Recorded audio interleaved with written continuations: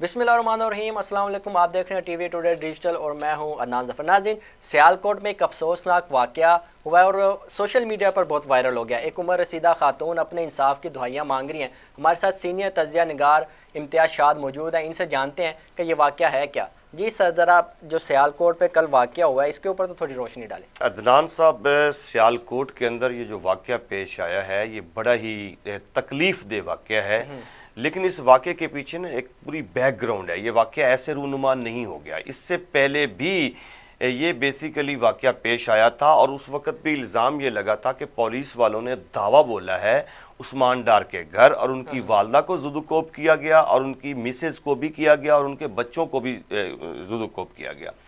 ये रिपीट हुआ है वाक़या।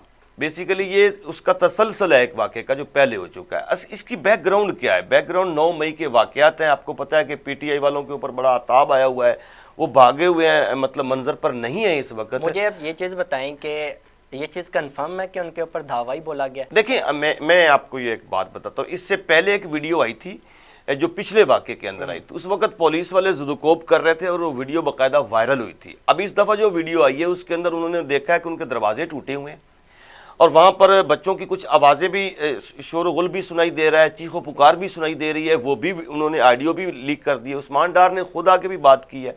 असल ये है कि पुलिस का मौक़िफ़ है कि हम एक इश्तिहारी मुलज़िम को जो भी है वो उसको पकड़ने के लिए गए थे। हमें बाकायदा इतला मिली थी कि वो इस घर के अंदर छुपा हुआ है जो कि उसका अपना ही घर है। लेकिन वीडियो में तो जो वीडियो वायरल हुई है उनमें तो नज़र आ रहा है कि उस्मान डार की जो वालदा उनके साथ ज्यादती की गई है, जुल्म किया गया उनके साथ। जी, बज़ाहिर यही सारी चीज़ नज़र आ रही है, लेकिन दूसरी तरफ से डीपीओ जो सियालकोट है वो हसन साहब वो इस बात को डिनाई कर रहे हैं। वो कहते हैं ऐसा कोई वाक़या ही नहीं हुआ, हम गए, हमने आवाज़ें दी हैं, वो अंदर से गाली गलौच हुआ है, हमने उसके बाद तलाशी ली और तलाशी लेके वापस आ गए। अब मुझे ये बताएं कि पुलिस ने कब किसी चीज़ को एक्सेप्ट किया कि अगर कोई उनसे कुछ इंसिडेंट हो जाता तो बोले हाँ जी हमसे ये गलती हो गई थी? देखिए, मैं आपको एक बात बताऊं, कोई भी वाक़या जब रूनुमा होता है तो उसके ऊपर एक इंक्वायरी होनी चाहिए।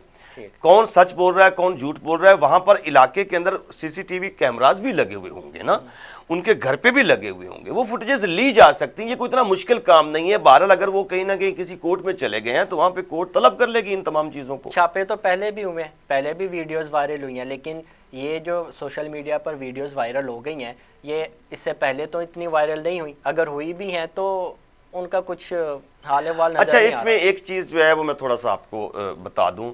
बुनियादी तौर पर इसकी टाइमिंग बड़ी गलत है क्योंकि नॉमिनेशन हो रहे थे, कागजात जमा हो रहे थे, उस दौरान जो है क्योंकि उनकी वालदा ने वाजे कह रखा है मैं ख्वाजा आसिफ के खिलाफ इलेक्शन लड़ूंगी। अब वो चीखो पुकार करते हुए वाजे बयान दे रही है कि मेरा मुलजिम या मुजरिम जो है वो ख्वाजा आसिफ है, मेरे घर पर जो धावा बोला है ये ख्वाजा आसिफ ने बुलवाया है।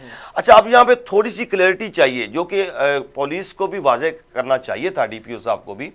वो ये है कि वो इल्ज़ाम लगा रही है ख्वाजा आसिफ साहब के ऊपर कि मेरे ऊपर जो मामलात हुए हैं इसमें ख्वाजा आसिफ साहब के गुंडे भी शामिल हैं। वो ये बात कर रही है। अच्छा, मतलब पुलिस के साथ गुंडे भी थे? हाँ, पुलिस जो है वो अपना मौकफ दे रही है कि हम गए हैं, हमारा एसएचओ अंदर दाखिल भी नहीं हुआ और हम लोग गए हैं और हमने जाकर वहां पर सर्च किया है।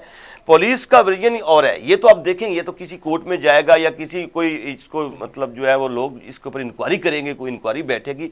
इंक्वायरी भी यकीनी बात है पुलिस से हटकर होनी चाहिए। कोई और इदारा इसकी इंक्वायरी करे तो ये चीजें वाज़ेह हो जाएंगी। ठीक है, पुलिस के पास सर्च वारंट आ गया, क्या पुलिस किसी के घर में घुस के दरवाजे तोड़ना और फिर औरतों को मारना या उनके बाल खींचना, उनके कपड़े फाड़ना, इस चीज़ की इजाज़त देता कानून? देखिए, कानून तो कतन इजाज़त नहीं ना देता, ना अखलाकियात इजाज़त देती है, ना कवानीन इस तरह की कोई इजाज़त देते हैं। मसला ये हमारे मुल्क के अंदर जो है यहाँ पर जिसकी लाठी उसकी भैंस वाला कानून है, वो तो एक चीज़ सारों को नज़र आ रही है कि ये होने क्या जा रहा है। मैं ये कह रहा हूँ कि सियालकोट की जो पुलिस है, डीपीओ सियालकोट है, वो पार्टी ना बने तो बेहतर है।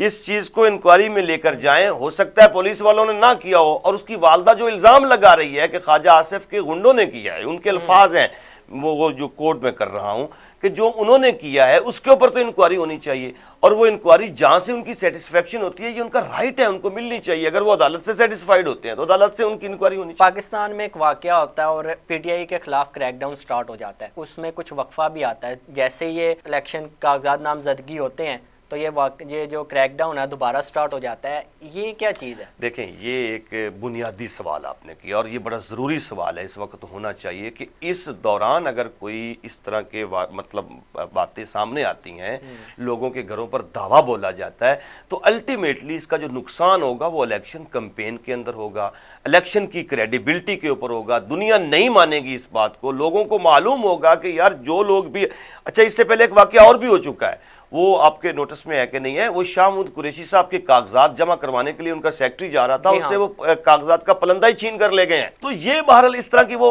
बातें जो आ रही हैं ये बड़ी तकलीफदेह हैं। ये मुझे लग रहा है कि ये कहीं इलेक्शन हमारे जो है ना, खुदा न खास्ता ये इलेक्शन कहीं खूनी इलेक्शन में ना तब्दील हो जाए। उसकी वजह यह है कि अवाम में अफरा तफरी फैल जाएगी। इस चीज़ को रोकना पड़ेगा और ये सारा काम तमाम सियासी जमातों को करना पड़ेगा, ख़ास तौर पे मुस्लिम लीग नून और पीपल्स पार्टी के जो कायदीन हैं उन्हें खुलकर सामने आना चाहिए और उन्हें यह मौका इख्तियार करना चाहिए कि इलेक्शन के लिए सबको मैदान खुला दें ताकि इलेक्शन जो है वो शफाफ लगे। आपको लगता है कि अभी भी सियासी पार्टियां पीटीआई से खौफजदा हैं? देखिए, वो तो जाहिर है, वो तो पूरी दुनिया देख रही है कि एक बंदा जेल के अंदर बैठा हुआ है, वो आप एक जो है वो वर्चुअल जलसा करता है और पूरी दुनिया के अंदर वो जलसा देखा जाता है और पूरी दुनिया जो है वो उमंग पड़ती है, वो उस तरफ देखती है, वो उमड़ पड़ती है और देखती है कि ये क्या हो रहा है।